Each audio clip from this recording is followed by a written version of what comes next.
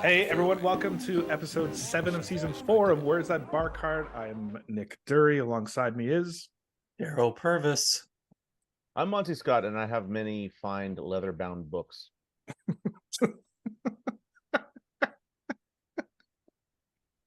Is this a new thing? Because we don't do the par five every week. You need to yeah, have your thing.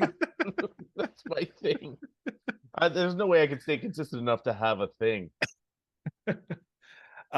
We spent last week talking about the swing changes Daryl made, but Monty's hot right now. Monty's on a streak. Incredibly, still in the same rope. Yeah, same rope. Same robe. Well, you know what? You don't leave you dance with the robe that brought you. Everybody knows that. Well, you gonna change robes mid robe? No. Come on. Mid robe. You can't change robes mid robe. I mean, imagine if I came in a brown robe now. I'd be like, was he wearing a blue robe? And I'm like, no, he switched. No, because I did request that I talked about my golf game because it's working for a moment. Right. That's amazing. And, Post wedding. Post wedding, I feel a little more relaxed, and I've been playing a little bit more. And I was talking to you guys last week about a thing I've been doing is thinking about my mechanics during the swing to keep the demons out. They can't get in there and squirrel around in my head. Right. And just be like, just what do you want to do on the swing, and then just do it. Yeah. That's what I've been kind of doing, and I'm like, why don't I do this all the time? Because I'll fail to do it and swallow my own tongue, probably fall down a well, and then do it the next time, and it works. So it's like it's a thing that works for me for sure. So I've been doing that a little bit, and a few of the things I was doing poorly in the year, like I just hadn't practiced putting very much, and like now it's just like I got a comfort in everything. Even the chipping, I was chipping like I was a redheaded stepchild. You know what I mean? Like I was like like I couldn't, I just couldn't get anything quite right, and then like unwanted, like. I'm trying to follow the analogy here. No, I mean that was a bit of a misnomer as an analogy for sure, Nick. But I mean, yeah. But there's something there. Yeah, or like kissing your cousin or something. You know what I mean? Like you feel not right. Sure. And especially when it comes to but it's so right at the same time. It's a weird. Depending on your own predilections, I'm like, it does feel right, actually. Yeah. Nothing's ever felt righter. I'm really chipping well because I feel like I'm kissing my cousin. I can tell you. The odd thing is it's a male cousin too. That's what's weird. I mean, all across the board, but I'll tell you, it never felt more right. Something feels right. But when you miss chips, my short game is relatively good, and I don't expect to be right next to the hole for a gimme, but it's a 30-foot chip. Yeah, it should be relatively close, and then you do something only halfway, you just fuck it up for no reason. I was doing a lot of that, and I don't know if I don't know what it is. Maybe I just got a little bit more relaxed, but then it's it's normal. It's happening the way you expect it to, where it'd be like, oh, maybe I have a 6-foot putt instead of, I'm chipping again. But I mean, it is also telling that like the impact of the mental game, because you haven't practiced, you're not necessarily, gotten better physically, but you're better mentally, and it's impacting your game. No, I would say inarguably have gotten worse physically. Sure. And, really let yourself go post wedding. Yeah. I mean, like, well, I mean, I haven't. No. I've been stretching also. Wow. Yeah. This is a big change for you. Well, my ligaments are like loose linguine now. I've gone back to still loose or properly cooked linguine. I feel like there's a difference. A loose linguine, what does that even mean? The linguine is too long. That's like sometimes I swing around and I've gone a full 360. I'm like, I'm not even held. I'm only held by my bones. The bones are the only thing keeping my skeletal structure even remotely intact. Hey, when you guys go to a simulator, do you guys like play a course and like just take turns, or do you actually practice? When I go to practice, I practice, put it on the driving range setting, Right. Yeah. and then go. I mean, well, we've gone to a simulator and drank on an afternoon, didn't we, one Yes. time? Yeah. Yeah. We did. Yeah, so we've done that, but I like, we've talked about this many times. I really like just going to the driving range for Yeah. spending 2 hours at a driving range. I could do that every single day of my life. Yeah. So when I go to the simulator, it's right on the driving range Yeah. option. Yeah. Yeah. Daryl doesn't call me to go to the driving range. I'm not allowed. I came in a bathrobe once, and I don't know. We're allowed on this joint no more, and I'm like, no, Just no problem. Yeah. loose linguine and mid robes. Yeah. He Yeah, had to, it was terrible. I brought him and they wouldn't let him in. He had to go across the street at Swiss Chalet. Yeah, He no came problem. back, Monty's covered in chicken grease and just Well, I came back in a different colored robe, and they were like, no, no, and I'm like, come on, it's different. What are you're we the same talking guy. You're the same guy. No, different guy. Different guy. And it's not that I don't, I just was honestly just going to practice. So it's not like I was Yeah. going there to play. Like we'll go, Yeah. Yeah. me, you, and Nikos. Monty's yeah. friend Nikos lives really close to us too. Mm. So I mean, we'll go there and drink some Yeah. afternoon. Wintertime, as it comes, Yeah. wintertime, we'll be doing some of that. Hell Yeah, but I mean, these are just like afternoons. I got an hour. I'm gonna run over. Yeah. Yeah. Yeah. Literally, and I'm not exaggerating. In an hour, hit 135 to 150 balls. Jesus. Like Christ. I'm sweating when I walk out of there Wow. because I'm just trying to read. Because this is what I did when I was a kid. When I was decent, I was just trying to make sure I keep doing the same thing over and over and Yeah, over yeah. again, so it gets into my brain. Yeah. So yeah, I don't even think about like the guys like, do you want a beer? And I'm like, no. Yeah. Yeah. You're here to I work. just want to go hit balls, please. Yeah. Yeah, I come out of there like literally it's sweat's running down my face. It's kind of Amazing. embarrassing. I mean, it's Buddy, you go in there. I'm here to chew gum and hit balls, and I'm all out of bubble gum. Get out of my face.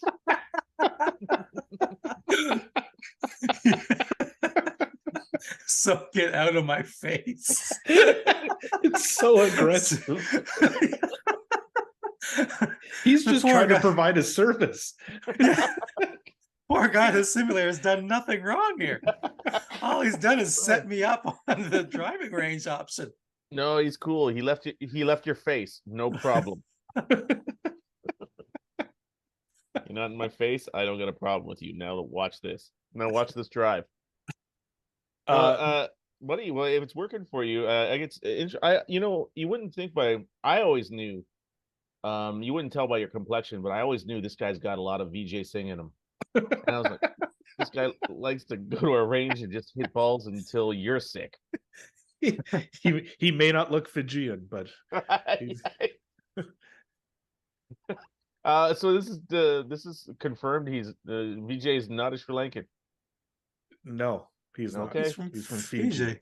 Fiji. Yeah. No, everyone keeps telling me this, but Yeah, you don't believe it. You refuse to. This is Monty's big conspiracy theory. Oh yeah.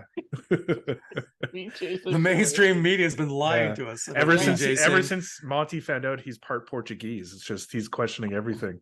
yeah. Well, you mean those are conspiratorial people. We are. Sorry, The Portuguese. Yeah, the Portuguese. You've gone full Portuguese now. Well, it's like it snuck up on me, but yeah, we are conspiratorial. Monty's just creating stereotypes now Yeah. for his people, the Portuguese. We wear robes whenever we want to, for God's sake. The Portuguese. Monty, would you ever be compelled to go to a simulator on your own to practice? No. Okay. You know what? I've found I've never found the kind of the help that Daryl finds in it. Like, I swear to God, I start swinging and I find I could get myself into bad habits, or you know what I mean? Like not like a few swings, but like to do a bunch of them. Yeah. I feel like most of the time I go to a driving range, I leave with more questions than I started with.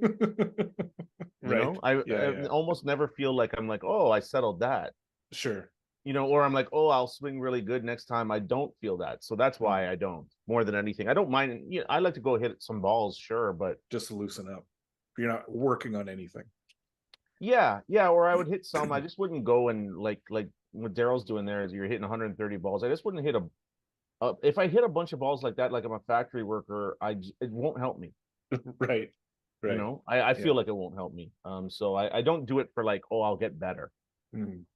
Interesting. If I lived next to a field and I had a bunch of balls, I would hit some. Right. You know, but not working on anything. You just want to hit random people in said field. Like you didn't even say it was an empty field. Sure. If there was people walking back and forth, I would go and hit balls. But that's a different game. You like a moving target. Sure do. Because even if somebody was telling me the other day, we were near the road and they're like, oh, I was like, don't tell me about things I could hit because it'll get into my head and somehow my body will purely aim at it. Oh yeah. Like sure. our buddy Jared was telling me, he's like, oh, you'll probably hit that goose, and I was like, no, of course I wouldn't hit that goose, and then murdered the ball right at the goose's head. Jesus. And I'm like, I don't know how I do it or why, but that's incredible accuracy because I'm pretty sure a goose's head is probably smaller than a golf hole. Yeah, like I was within. It's also the smallest part of the goose. Yeah, you know, I almost murdered. I almost beheaded the goose with a shot. Jesus. Which I would have taken that goose and I would have taxidermied him. No head. Just come over to Monty's house. There's a goose neck sticking out of the wall. No head. No head. What is Not that? even the rest of the body, just the neck. That is a goose that they told me I couldn't blow his head off with a golf ball, and I did. Craven the Hunter, I was. No, I don't know. I zone in on. I'm like, no, surely I wouldn't hit that. Right. It's going right for it. Amazing. But that's again a different game. I just can't get like that repetitive shooting. I think I get myself into bad habits maybe. Right. Yeah. You know? I'll be in a simulator a lot this fall if I pull the trigger on those new clubs. Mostly because they're all going to be different lofts that I'm used to. You still didn't pull the trigger yet? No, I've got the your shopping cart full right now. I could like literally click on it right now and get them. What's holding I want to do one thing. I want to go to a simulator and I want to get some stats because that's going to impact the type of shaft I get. They've got recommendations for if you hit your 7-iron 160 yards and your swing speed is this with a 7-iron, then get the stiffer shafts than regular. So I just want to do that one thing. So that's why I've yet to pull the trigger. But once I do, I'm going to have to relearn every single club basically because the lofts are going to be like 2 degrees different than what I've been used to for 25 years. So a 7-iron will likely go like 170 now. That's going to be a weird headspace for me to get into. So I'm going to have to just hit a simulator and do what Daryl does and just hit ball after ball after ball to get the numbers so that when I'm on a course, work up a sweat. Oh yeah. Yeah. Mind you, I don't think it'll take you so long. It'll only take you a few games. You'll be like, well, you're just hitting it different, you know. I guess so, yeah. If it's consistent for every club. Yeah, it is consistent for every club. Yeah, the problem with the simulator for me though is like I don't think they're consistent. You go from like one day I'm landing my driver on the simulator about between 250 and 260. That's where the ball's landing. Right. And then the next day it's like 220 on a different simulator. I it's going to be tough to try to figure out distances because I don't think they're all the same. They're not. I mean, how could they be? You know, right? Like, I mean, you'd have to have all the conditions exactly the same and everything. That so, yeah. I mean, that's the hardest part. But I mean, the feel. That's what you're going to have to figure out is the feel. Yeah, for sure. Well, some of the simulators. I mean, to be honest, I could be operating a simulator where you hit it into the screen and I'm just like 220. Right. And you're just behind there going, that was 220. Yeah, just type it in 220. 220. You know, it would be fun if every time you hit a ball in the simulator, there's just like a goose screaming in pain. Beheaded goose running in circles. Bullseye. Who created this simulator. Like, yeah, you could never hit a shot without beheading a goose. Oh, I thought the simulator was from Camo Toe Productions. Now that's a callback. Camo Toe, up to their regular business, being camo and toe.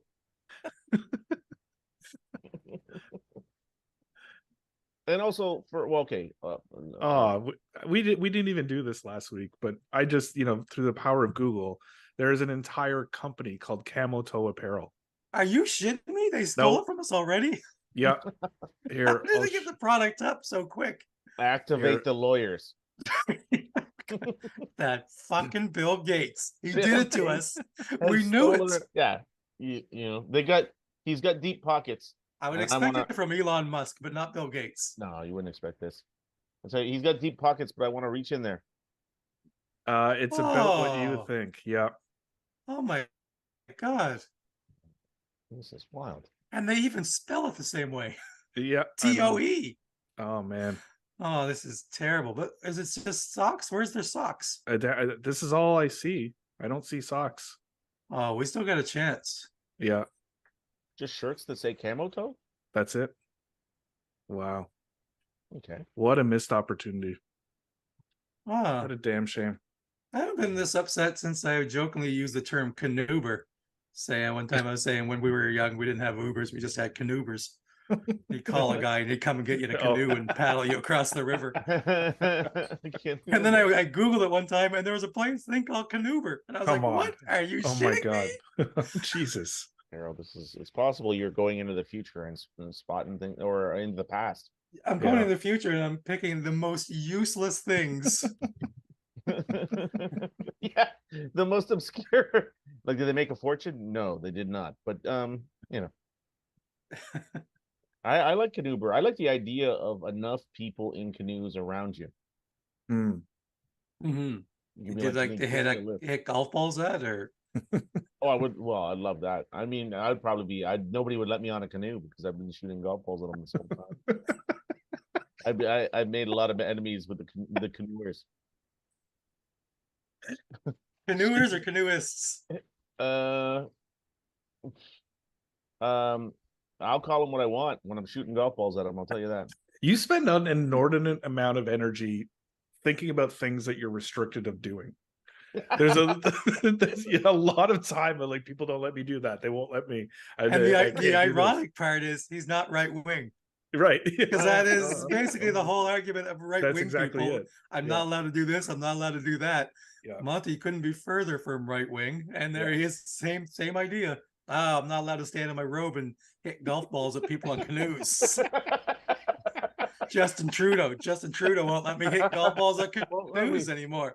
Stephen Harper used to let me hit canoeists. No, that's true. It's true. I mean, except that I agree with the things they won't let me do. I'm like, no, you shouldn't let me do that. But I'm like, I'd like to do that. But I'm like, no, that's society will break down. It's a tremendous amount of energy on things you can't do, but you agree that you shouldn't be allowed to do them. I do agree, but I would like to do them. I don't know if society will break down, but the local canoeing club might be having some issues. The canoeing community will break down to an extent. Just hitting 5 woods at them. Oh my God. But to be honest, it's their own fault for canoeing in the lakes at Four Seasons. Yeah, I'm like, you're on a little lake, bro. That is a really little lake.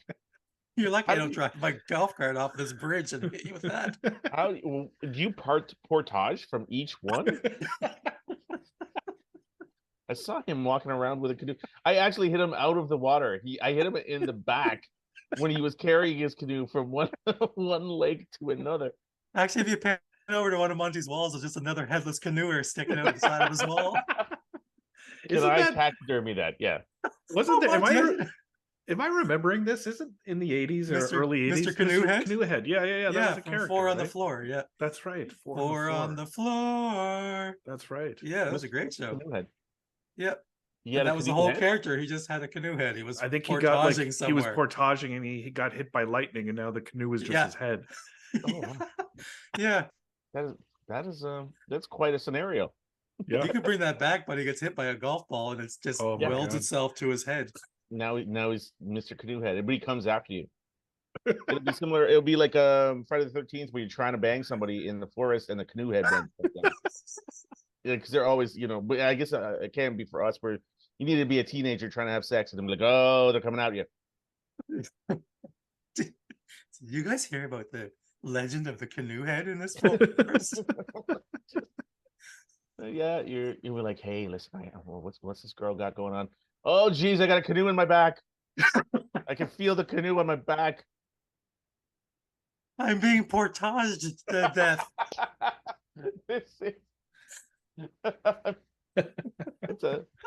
How do you expect to die? Probably by being portaged, I imagine. Classic death. Classic Canadian death. Death by portaging. Oh man, That's a tale as old as time. Well, as old as canoes. Yeah, I don't know what came first, time or canoes. It's hard to know. We weren't there. Imagine if portaging came before canoes. I think it did. Just somebody just jumping in him like, hey, listen, what were you carrying anyway? I don't know. None of your business.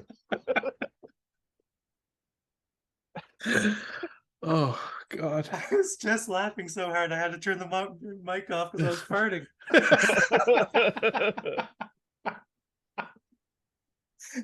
I can't believe we don't have sponsors. This is so weird. Where are the portage people? Let's go, Camo Toe. I think Camo Toe owes us a sponsorship for sure. Definitely. Throw us a bone, Camo Toe. No double entendre there. Not intended. Oh man. Well, I mean, sadly, like the season is starting to go well for both of you, and it's Just starting at to the wind end. down. Wind down. I'm excited for next season. Yeah. Oh, I'm not yet. I'm still in the midst of this. I live every day a half mile at a time. A half what? A half mile at a time. Vin Diesel said that once. Oh, what is it? What does it mean? I believe it's in reference to racing vehicles, but for me, it's just living life. Portaging. Portaging. No, but I'm gonna take one putt at a time. Yeah. One approach at a time. My hip hurts though. Really? That's a problem. It is a problem. You're gonna have to go down to a quarter mile at a time. Well, I've been thinking about taking some Vicodin. Really? Yeah. What? I'm gonna snort Vicodin before the games. I'll be honest with you guys. Turning into the Wolf of Wall Street, for God's sakes, what's happening? You're 50 this year, Monty, for the love of God. Oh, stop. This is the time to start snorting Vicodin. I'm like, oh God. No, we'll start. I'm gonna fire it up a little bit because what do you call it? Fountain of Youth. Wow. Yeah, that's what they say. That's what they call Vicodin, the Fountain of Youth. I'm looking for a sponsor again. Hey, listen, Vicodin. We've been talking about you guys as the Fountain of Youth. Yeah, Big Pharma. Big Pharma's lining up for you, Monty. They won't let Monty take Vicodin. They won't let me take Vicodin. They won't let me take Vicodin and get in a canoe. Can you believe that?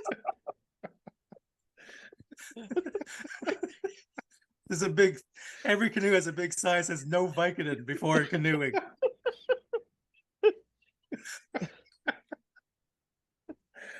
Hopefully it's been 30 minutes since you've taken Vicodin to get on this canoe. You'll get cramps. Yeah, no snorting. No snorting Vicodin before you immediately get on this canoe. Doctors suggest waiting 30 to 45 minutes before getting in a canoe after snorting Vicodin. Are we this simple? Yeah, absolutely.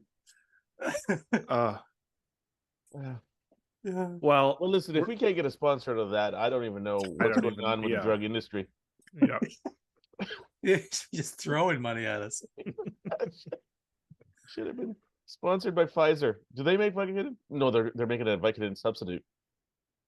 What about we're gonna DuPont? keep the DuPont. They're DuPont. Yeah, they yeah. have no scruples. Is that No. the proper use? I believe it's pronounced DuPont. You're gonna say it's pronounced scruples.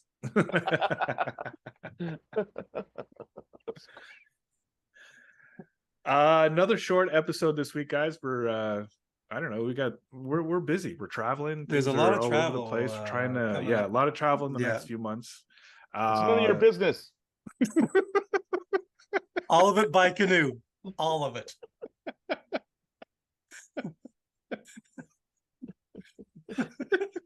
It's none of your business on a podcast to no one who's asking. No one's asking. It's a dialogue in this man's head.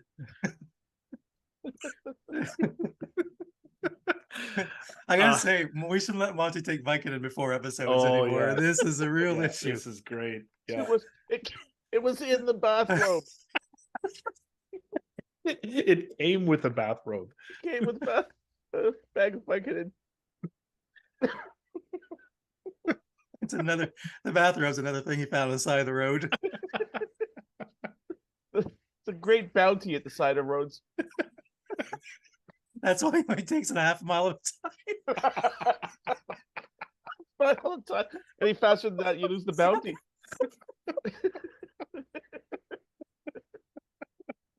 Hold on, baby. I thought I saw a robe back there. I gotta go back. Hey, is that a robe? When I stop at a half mile, I'm gonna go back and see.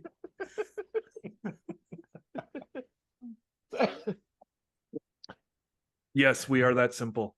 That was great. I hope the season is winding down for everyone out there. Thank you everyone for listening and watching on YouTube. Thank you, Comedy Records. I hope we're all traveling and all over the place, but I hope we can play or hit a simulator or something soon. Yeah. Well, I think we're all going to be in Toronto at the end of October, so we should try to get out probably one of the last weeks of the year. We should definitely try to get out. Unless Monty's about to tell us he's going on the road for the last 2 weeks of October or something. No. I tell you what I'm going to do though. I'm going to bring a jack-o'-lantern for those games. Just under your arm. Yeah. Bring that in the cart. And what for? For intimidation. Who are you trying to intimidate? Yeah. The geese, probably. Yeah, the local fauna.